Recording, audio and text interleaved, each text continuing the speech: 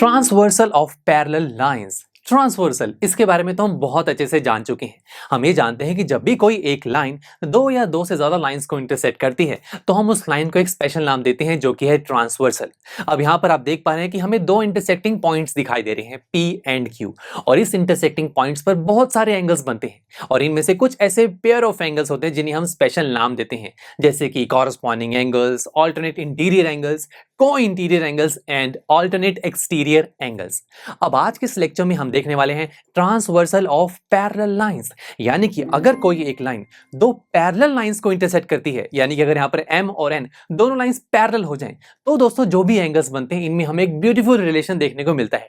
वो रिलेशन ये है कि ये जो कॉरस्पॉन्डिंग एंगल्स के पेयर्स हैं वो आपस में इक्वल हो जाते हैं। अगर मैं ऑल्टरनेट इंटीरियर एंगल्स की बात करूं, ये भी इक्वल हो जाते हैं, और तो और अगर आप एक्सटीरियर एंगल्स की बात करें, ये भी इक्वल हो जाएंगे। और हाँ, लास्ट में अगर मैं को इंटीरियर एंगल्स की बात करूं, ये सप्लीमेंट्री हो जाते हैं, यानी कि इन एंगल्स में जो भी दो एंगल्स आ रहे हैं उनका सम 180 डिग्री के इक्वल होगा। तो देखा, जैसे ही दो लाइंस पैरेलल हुई तो हमें इन सभी पेयर्स ऑफ एंगल्स में ब्यूटीफुल रिलेशंस देखने को मिल गई। अब दोस्तों यहां तक तो हमने ये देखा कि जब कोई एक लाइन दो पैरेलल लाइंस को इंटरसेक्ट करती है तब हमें ये रिलेशंस देखने को मिलते हैं। अब दोस्तों हम इसे रिवर्स भी स्टडी कर सकते हैं, यानी कि अगर मेरे पास कोई ऐसी दो लाइंस हो, हमें नहीं पता वो पैरेलल है या नहीं, उसे एक ट्रांसवर्सल कट कर रही हो और हमें कोई भी एक यहां पर कंडीशन मिल जाए तो हम उन दोनों लाइंस को पैरेलल कह सकते हैं। जैसे कि मैं आपको बताता हूं, अभी मुझे नहीं पता कि मेरे पास M और N लाइन पैरेलल है या नहीं, मुझे बस ये पता है कि M और N दो लाइंस है जिससे एक ट्रांसवर्सल कट कर रही है। अब अगर यहां पर मुझे कोई एक कॉरस्पॉन्डिंग एंगल का पेयर इक्वल मिल जाए, लेट्स से एंगल 1 और एंगल 5 इक्वल हो जाए, तो मैं कहूंगा ये दोनों लाइंस पैरेलल हैं। देखिए हम रिवर्स चल रहे हैं, राइट।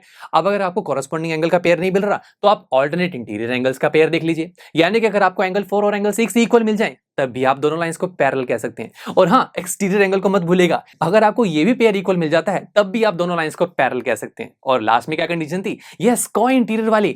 अगर आपको किसी को इंटीरियर एंगल का पेयर भी सप्लीमेंट्री मिल जाता है, यानी कि अगर आपको एंगल 4 और एंगल 5 का सम 180 मिलता है, तब भी आप दोनों लाइंस को पैरेलल कह सकते हैं। तो देखा दोस्तों, आज के इस लेक्चर में हमने क्या डिस्कस किया कि अगर कोई एक लाइन दो पैरेलल लाइंस को इंटरसेक्ट करती है तो हमें ये ब्यूटीफुल रिलेशंस देखने को मिलते हैं। और अगर हमें कोई ऐसी दो लाइंस मिले जिसे कोई एक ट्रांसवर्सल कट कर रही हो, और अगर हमें इनमें से कोई एक रिलेशन भी मिल जाए, तो हम दोनों लाइंस को पैरेलल कह सकते हैं। दोनों चीजें हमने डिस्कस की। चलिए अब मिलते हैं आपसे नेक्स्ट लेक्चर में, जहां पर हम हमारे इस चैप्टर की एक्सरसाइज 5.2 को स्टार्ट करेंगे। So see you there. I am sure students, आपको ये लेक्चर काफी पसंद आया होगा, और ऐसे ही मजेदार तरीके से अपने हर एक कॉन्सेप्ट क्लियर करने के लिए डाउनलोड कीजिए PUSTACK ऐप को, जहां पर आपके पास और भी बहुत सारे ऑप्शंस होंगे, जैसे कि back exercise solutions, tip videos, sample papers and much more. So what are you waiting for? Download the app now.